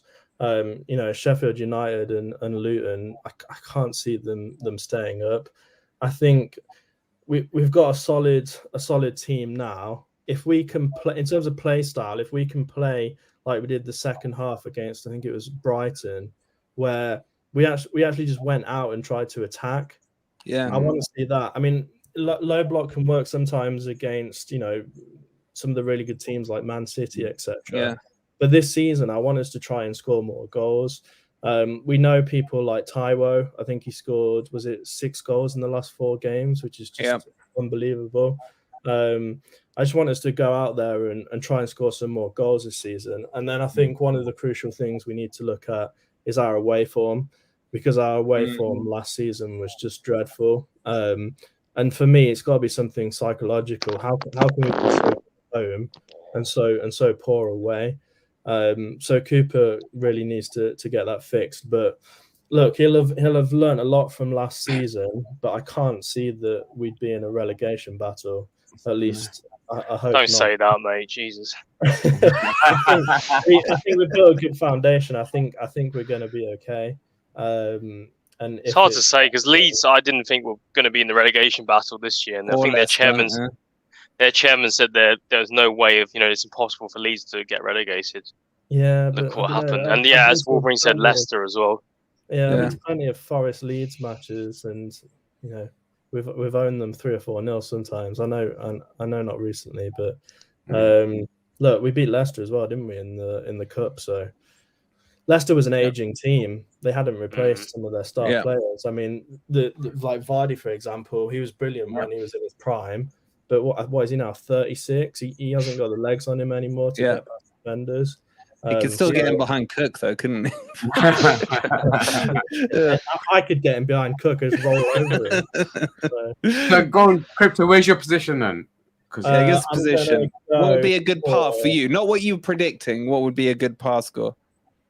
I think a good pass score, fair pass score, would be maybe 14th. But I think we can go a little bit higher, maybe 13th or 12th. Points wise, then, we finished on 38 this season. Where would you be? Yeah. I'd be wanting to get around 50 points. That's what a lot of the chat is saying. 50 seems to be coming up a lot. I don't want to be last season where there's 3 or 4 games left and everyone's shitting themselves thinking we're going to get relegated. Yeah. I'd rather just be able to, be on the beach sooner rather than later. And I think that will happen. I think we've got a really good team.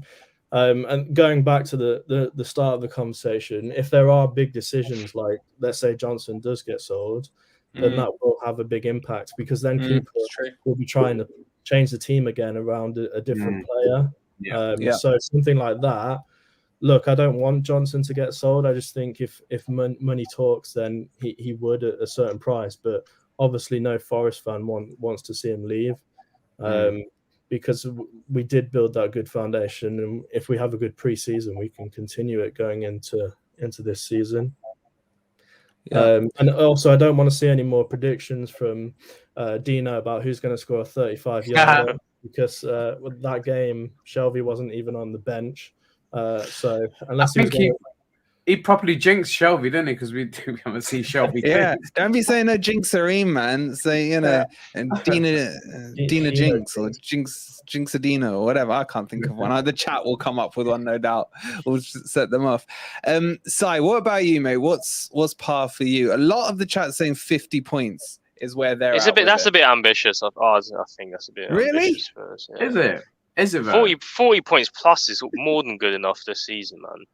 I think we just need to concentrate on surviving, get the second season done, and then maybe build on from there. But I think survival's got to be the target again. First of all, Let's not get carried away. Do you know what I mean? Let's just survive again and get some.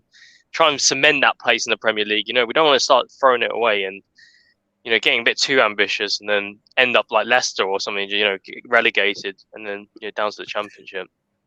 There's no need, is there? There's not that much difference. What are you saying? Are you saying 40 points? No, I said 40 points plus is good enough, isn't it? Get a third season in the Premier League. So are you seeing another season of us struggling at the bottom end, at the wrong end of the table? You seen another season of that? Sorry, I don't know what to expect. You don't know. It's difficult to say, isn't it? But our team were looking really good definitely at the end of the last season. Just keep building on that. But as you said, Sheffield United looked great in the first season, and the second season got relegated. So people might find us out. Do you know what I mean? People might find us out with these tactics that we've been using. I don't know, but that could happen. I think let's just try and get survival again, and then build on that. Everyone hates Sheffield United, though. There's quite a lot of people who like Forest. I can't stand them, man. I hate Sheffield United, so much. Yeah. That's why I think first game is good against them, first home game, because that crowd is going to be up for that game. Especially with Morgan Gibbs White. Yeah, Morgan Gibbs White. Henderson as well, if we sign him. That'd be funny. That'd be amazing. That'd be amazing to play. So you're going 40 plus. What position are you going?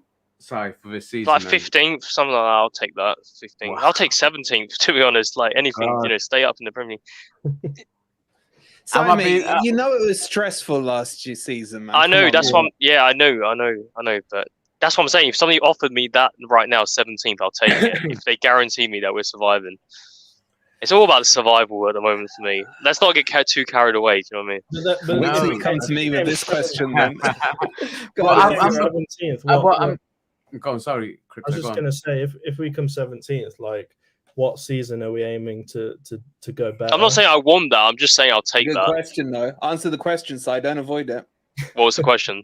if let's say, we'll take 17th this season, what season do we say we want to do better than 17th? Because we've already got a good foundation there in terms of the squad. Yeah, I don't know. As you says, there's a bit of second season syndrome. I don't know if second season syndrome is a myth or not. To be honest, we'll have to watch Matt SB. Yeah, I did watch that. That's what I'm trying to say. It's a little bit of a myth, I think, from Matt looking through the stats. But there are a lot of teams that go down in second season. So I don't know. To be honest, Crypto, it just depends on how our team plays. Maybe. Towards the end of the season, we got sort of helped out by Taiwo just banging in goals every game. If he didn't do that, we could have lost quite a few of those games. Yeah. So it's hard to say, really. I don't know what players might kick on. The best finisher in the club, so wasn't he? Anyway, let's not go down that road. Let's go down that road. Don't start me out on that. I'm sorry, just better than Chris Wood, though, right? We agree on that, man. No, I don't agree with that. Don't say that to Sai. He won't agree with that. All right, Ez, yeah, a lot of you were saying as well, just don't be on Beat the Drop. It is awesome. We will be doing something with the boys. We are in talks with them to figure something out for next season. It would be nice, Crazy Cat Lady, to have a few more available. Absolutely. I don't see how that's going to be the case, though. With the tickets, I don't see how that's going to be the case. It's just the same as last year. Go on, Ez. Are you survival or are you kick on this year? I've got to be hoping for some progress, and like I said, the simple thing would be to improve our away record. If we can stay as solid as we are at home and improve our away record by a couple of 3 more wins, then you're looking at another 10 points on top of what we finished, 10, 12 points. So ideally, I'd be looking at around the 50-point mark, which a lot of our chat have been agreeing on as well. And you're looking at the top half of a bottom half of the table, basically. You're looking at an 11th or 12th place position, which is what I predicted for last season, for the start of it. I wasn't as deluded as 4th. But 11th? What kind of idiot would predict 11th, mate? Seriously. I thought I was being optimistic. I thought I was being quite level-headed with that one. I thought, I won't go too high. I won't go top 10. I'll go just outside the top 10. But that's what I'll be looking at for this season. So the top of the bottom of the table, relatively safe, maybe safe by, with 4 or 5 games to go, we're safe, but I think we'll be still in and around it. what the benefit is the quality or lack of quality of the teams that have come up. And just to I'll let Wolverine give his opinion first, and then I want to throw in a question to the chat and to the guys on screen as well. But go on, Wolverine, you tell me where you want to be, because I'm saying you do realize that Wolverine said 4th because he's sponsored by Just 4 Men. And you know what? I'm scared to say it on stream because people will now clip us now that people know who we are. Yeah, I just have a feeling. I have a feeling. I had a dream, Martin Luther King style, right? That we win a couple of these early away games. Yeah, that we smash Sheffield United. We slap Barnsley around. Wrong team. Barnsley. They're all the same, man. I always get them two mixed up with who's the other one now? Anyway, I'm not gonna say 4th this year, but I am gonna say, because it would be ironic after I've cussed Jace and Lawless down so hard for the Euro Trash Cup. Yeah, he wants to win that cup, doesn't he? We're not getting into Europe. Luckily, he's lagged, so we don't know what he just said. We're not. I said we're not getting into Europa Conference League, mate. Well, what are you thinking? Europa? Should I go higher? I just look every summer. I'm sorry, but this is just me. Every summer, I look at our team. I'm drinking the Happy Clapper juice. I've got like stockpiles still left over from last season. I've been knocking it back. I'm just saying, right? And this is just me as a fan, not looking at assessments or, play styles or whatever. You just look at the team. Stop saying Jinx Arena in the chat. I'm not bringing them up. That's it. I just think we can't be as bad as we were away from home last season. Now, do I expect us to be as good as we were at home this coming season? I'd probably say no. Because there are a few games, if we are being honest and realistic. You look at the West Ham game. Yeah, they missed the penalty. They hit the crossbar 600 times. The Liverpool game, Dean Henderson, etc. We caught Brighton at the perfect moment. Same with Arsenal. So if you're going to be realistic, you're probably going to say we're probably going to win less games at home this season. But maybe we do turn over the Bournemouths and the Fulhams this time rounds with the Lutons and the Sheffield Uniteds. There's a tough one. I can't see us being as bad as we were last season away from home. Nor would I find it acceptable at all to go to some of these places on low block like we did. We're not the first season up now. Oh, he's clipped it, for fuck's sake. That's what I was worried about. So I am going to say we will finish 7th. No. He wants that Conference League, doesn't he? Sorry, why are you so negative? Why would you say it's not about being negative, it's about being realistic. You're just Wolverine, negative. we haven't got flipping Unai Emery in charge. They only just qualified for Conference League. You know what I'm saying? Like, you gotta be a bit realistic. All right, but hear me out, right? Fulham will have second season syndrome this year. Yeah, I reckon they'll probably lose Paulinho to someone. Hopefully, he's the one that's held them together, right? Yeah. Boring mouth are going down. You know, I saw what Mark said. Back of the net. Sam, I'm coming for you. Next time we meet up, Sam, me and you, we're gonna have words. They're predicting they're taking 6 points off us for a start, right? Screw you, man. Boring mouth and John, Stato John. You ain't getting nothing out of it. Your stat will say 0 of the 2 games you play Forest. So I expect those teams to struggle. You got Luton, Sheffield United, and Burnley. That's 5 teams already. Everton may get points deducted. 6. Wolves are in massive trouble financially. Lopetegui looking like he may walk if they don't buy players. They're going to have to sell players to buy. Neves is gone. All their big players are gone. That's 7, right? Palace, they may lose Zaha.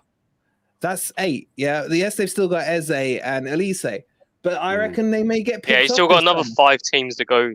I'm not done yet, mate. I'm not done yet, right? We still haven't got a manager. Is Man United going to be included in this? If Man United got relegated, oh my God, man. It would be like a plus 18 stream, seriously. I know he's saying spiritualized, but what I'm saying is he's staying, and they haven't got much money. I think Wolves are in big trouble. I agree with what Dino's saying. So look, I'm up to, how many are we up to here? 8, right? And then if you look at the other teams, who else was in beat the drop? I can't remember now. West Ham. West Ham are going to be like struggling again. Declan Rice gone. Yeah. They're going to be trying to focus on Europa League, and they got no hope in that. I think they'll finish mid-table, but I think Forest will finish ahead of them, and then Jace is getting it. And then who else is there going to be? Brighton. I think Brighton are going to struggle next season. I really do. European football, losing their big boys and all this stuff, right? They'll struggle. They may end up mid-table. And Brentford, no, bets 365 Ivan Toney. When's he out until? Is it until he's out until the 16th of January. Which is we played them twice by that time. We played them twice before that. Yeah. So I'm just giving you my kind of Wolverine logic here. Yeah, that we could. Now, granted, it depends how we play. Yeah, if we go around low blocking our anuses off, it's got Happy Juice plus some. And then it could happen. I'm not saying it will happen, but this is my preseason expectations. Now, ask me again once we've done our business in the summer, because I'll be honest with you guys. At the moment, I'm not liking the names we're linked with. They're not advancing us forward enough. I know, Sai, you're going to say, yeah, but who realistically will come? Yeah. It's a long clip.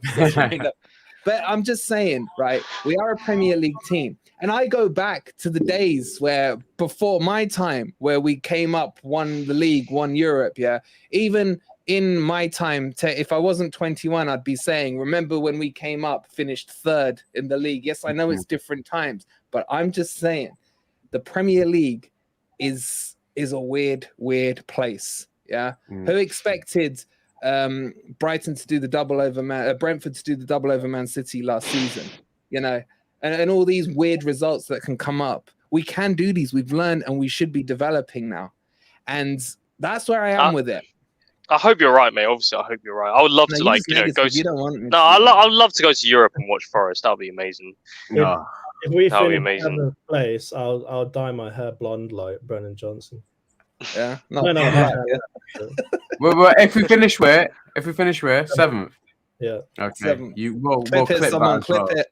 Clip it. Ez, can you answer this question? I think it's a cracking question. Yeah. That says Wolverine. Let's say Ez. What are the owners' expectations? And guys in the chat, what do you think? We've had what you guys think, but what do you think?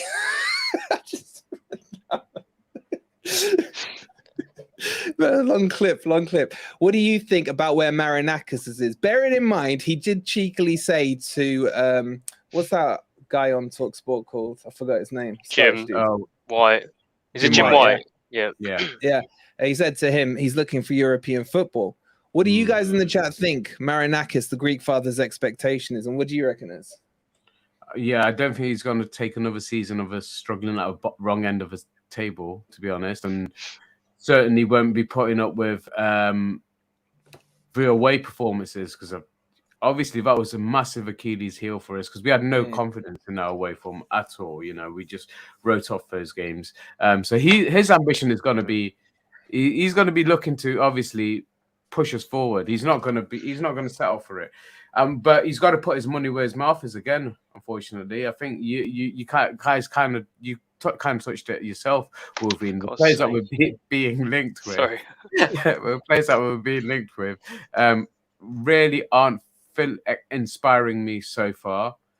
But look at what happened last season. You know, all of a sudden they started coming in. But I wanted most of our business done before preseason starts, and I think still there's a lot going on behind the scenes. But if we're going to match our owner's ambition is not for us to be struggling at the bottom end of the table. So he's going to be wanting a lot more, whether it means he's going to be more or less patient with the management and with the team. But what we got to do, I mean, we kind of just touched on it earlier on in the stream, is that Cooper's got to know how he wants to play, and he's got to be looking at bringing in the players to suit a system rather than doing it on the fly, which is what we ended up doing this season. We brought a load of players in. Probably a third of them weren't Cooper signings, maybe even more of them weren't Cooper signings, and they were made to fit into his system. he needs to know his system, and he needs to bring the players in now to suit that system, and that's the only way we're going to improve. Because if we're going to have this scattergun approach that we ended up having last season, it's not going to do us any favors this time round. So answering London Voice's question, Marinakis' ambition is going to be a lot higher, so we've got to match it. But he's got to put his money where his mouth is as well, and it's going to cost. Yeah. I agree with probably Crypto's estimation earlier in the stream, probably around 100 mil. You got to be looking at around that. Just when I said that the other day, people were absolutely ridiculing me, man. Seriously. I think if we're looking at quality over quantity, you're gonna be paying more. I said we'll probably break our transfer record again in this window, and I'm pretty sure of it. And if you talk about on one player on the record signing? Yeah, on the record signing. I think really. Well, they ain't gonna be on. Can't see any names so far. No, not yet. I think there's got to be a few up their sleeves, surely. You got to remember, a lot of the players now will be we've just had this international break. We'll finally be going and having their their well-earned holiday. So it's probably going to be 2 or 3 more weeks before we hear any real solid information on players that are coming through the door. But you know what Marinakis wants, and if he's going to stick to what he doesn't. A person in his position doesn't make sound bites for the sake of it. What he said on the council house steps, what he said to Jim White in that dressing room, in that office, which has been broadcast, which probably wasn't supposed to be broadcast, but has been. He's going to stick to his words. He's not going to say things for the sake of saying them. So I think his ambition is for us to progress and move on. And we've got to match it. And he's got to put the money where his ambition is, to be honest. I think as well as Cooper would have an ambition. I don't think he'd be happy with, just staying out of the point. I think Cooper has ambitions of his own to push on up through the league. Yeah, he has to, Yeah. Okay, just a quick couple of things from the chat. Crazy Cat Lady's asking, are we having an FFTV barbecue in the summer break? The answer is yes for now. We're trying to organize everything. It's probably going to be like before the season starts. When the season starts, 12th of August, so probably early August, something like that. We are frantically figuring out all the health and safety issues, all the other crap you have to do with stuff like that. So bear with us and we will keep you posted. Let's finish with this question. Samir is asking, do you think he'll be as patient with Cooper if we go through a tough spell? What do you reckon, Crypto? That's a tough question. That's why I went to you. I think there's 2 ways he could approach it. One, he could say there's a lot of risk involved, because let's be honest, last season could have gone either way. We could have got relegated. We were only a few points out the relegation space. So I think it's going to depend on how well we do through the first half of the season. If Cooper pushes on, gets some points, and puts in some good performances, I think he'll stick with him. And I think he deserves to be in his position. But I can't imagine that Marinakis this season would allow as much risk as last season, because it really was hit and miss. I mean, it was, the last 2 games we were still potentially getting relegated. I can't see that happening this time. I think he knows, Cooper should know now what's beginning to work. And if it's not working for him halfway through the season, then he'll probably let him go. But personally, I think it's going to be fine. I think we're going to have a pretty decent season. I think we've got a good squad. Hopefully Cooper cracks on and we do well this season. Do you think, I'll ask this one to Simon then, do you think, considering obviously the start that we've got and a away game, do you think he's going to give him a bit more time then? Because we talked about this at the end of last season, that if we obviously, I think we'd survived by then, but we were saying, how long would Marinakis give Cooper if we didn't start very well? Considering the games that we've got, especially the away games, Si, do you think he's got to be a lot more patient with him this time round? Or do you think there's going to be a lot less secret squirrel in terms of sacking everybody behind the scenes and leaving Cooper in his job and coming out with, backing him here and there? Do you think he'll be a lot more decisive, or will you give him a bit more time considering what games we're playing, Si? It's just all down to the fan base, isn't it? I think that's the only reason why Cooper's still in the job. It's just, I think Marinakis would have got rid of him a long time ago, to be honest, if it wasn't for the fan support, which is fine. I'm not, that's fair enough. But But yeah, I think you would think he'll be a bit less patient, wouldn't you? Because first season, okay, Cooper had mitigating circumstances. All these players brought in, completely new league. Forest not been in the league for 23 years. Now we're becoming a bit more established. You would be expecting a bit more. All the injuries. You would expect, all the injuries as well. So, if we don't have those problems, and we still find losing games of football, then and if there's someone of quality available, he might go for it. To be honest, but yeah, I think more has to be expected of Cooper now in the second season. He's become more familiar with it. He's learned on the job. Yep. I don't know. I would think you would be expecting a bit more. Better maybe. I don't know about better football. 17th. No, I'm saying I would take that. I'm not saying like. Right. That's what I want us to do. I'm just saying if someone offered, I'll let you off. Yeah. I'm saying if someone offered me that, I'll take it. But yeah, it's just.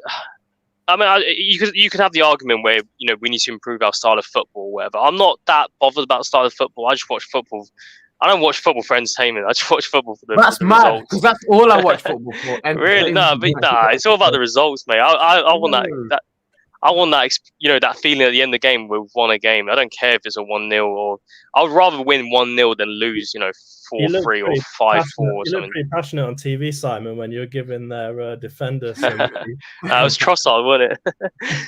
Mate, anything to get Forest over the line. Yeah, but I don't care about style of play as long as we win games of football. So yeah, if we're losing stupid games or if we're getting battered, then obviously. I'm not going to say Cooper out wherever at the moment, but obviously we're not talking about us. We're talking about Marinakis. Yeah, then obviously that would be potentially something that maybe Marinakis would look at. If there's someone of quality available that he could bring in, then he'll be looking at that, wouldn't he? But again, if he does do that, there's going to be massive fan backlash, unless we've lost like 20 games in a row or something. But I think if sacking Cooper will have the backlash though. That's the issue. It needs to be, for me, it's all about, look, if we're realistic about the first 6-7 games, if we look at the away games, realistically, we'll do well to pick up a couple of points. But for me, it's all about the style of play. I know you don't care about the style of play, Si, but to me, style of play dictates the progression of the team.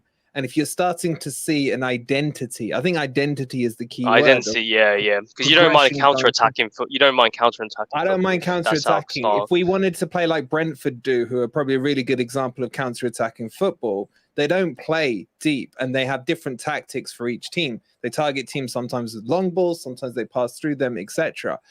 But I just want to see that progression. I don't want us to get battered in any of these away games. Yeah, if we lose, we lose. We lose. I still go back to when we lost to Spurs at the start of last season. I know that was at home, but you saw passion, you saw effort, you saw some patterns of play. Okay, we weren't playing with a number 9 in that game, but you saw stuff like that. It's when you just go and you just low block and it's kind of, playing with a prayer kind of thing where it's like, okay, we're just going to punt it up to Jono. Hopefully he can get in behind and we'll score. That's not an identity for me.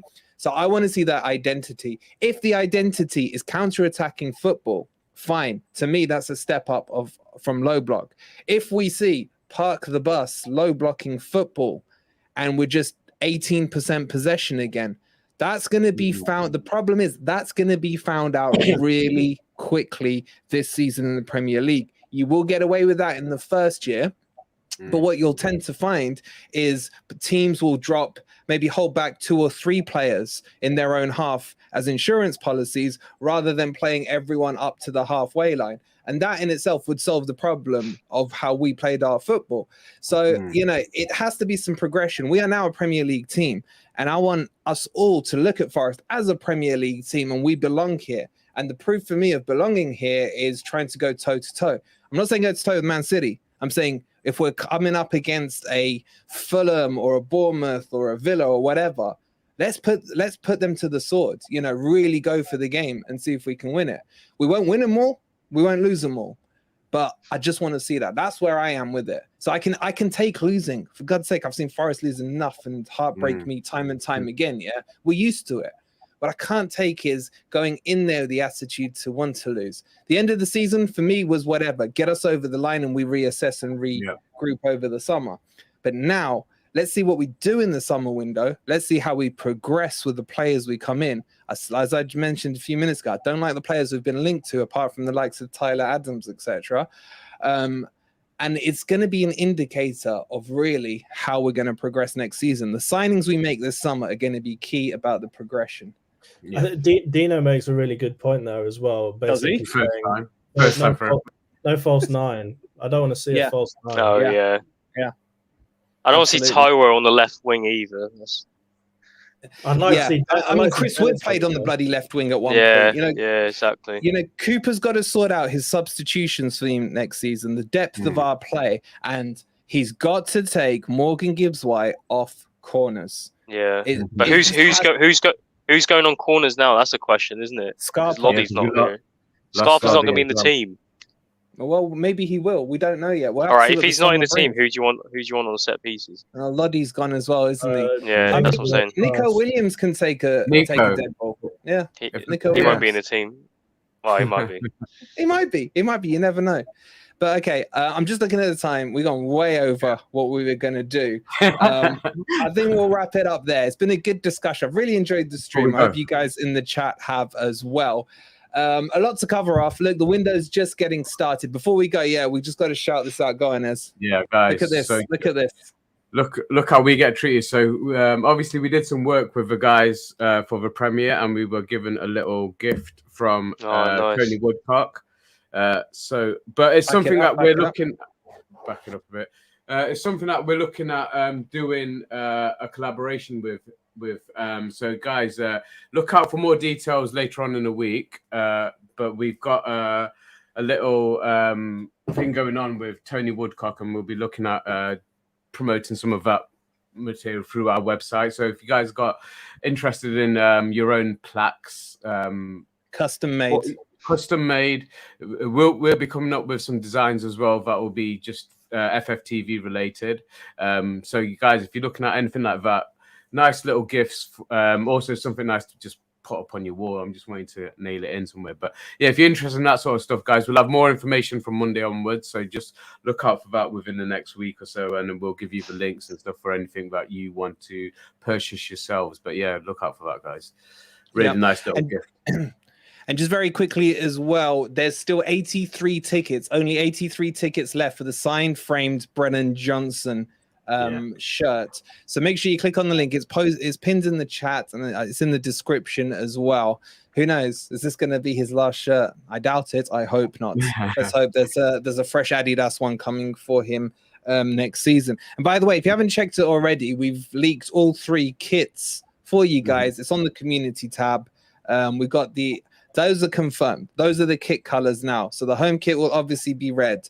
The away kit will be the Argentina or Greece one, whatever way you guys are. Some people get so offended when you reference it as an Argentina one, but it will be the Argentina/Greece one. And the away kit is a dark blue with pinky, salmony accents to it. Yeah. It was going to be black with copper. So no. But Marinakis apparently is superstitious about black. So if you haven't checked it out, go check that out. It's on the community tab. There's some pictures there for you guys to have a look at. All right, we'll wrap it up there, guys. Please do hit the like before you leave if you haven't already. We need 6 more for 100. So if you could take the time, it'd be fantastic. Chat, as always, you have been unreal. Amazing. Unreal. Yeah. I could just sit here silently and just read the chat. I think that'd probably be more entertaining. Have a great night. We'll see you tomorrow on the Daily Forest transfer update. And until then, come on, you Reds. Come on, you Reds.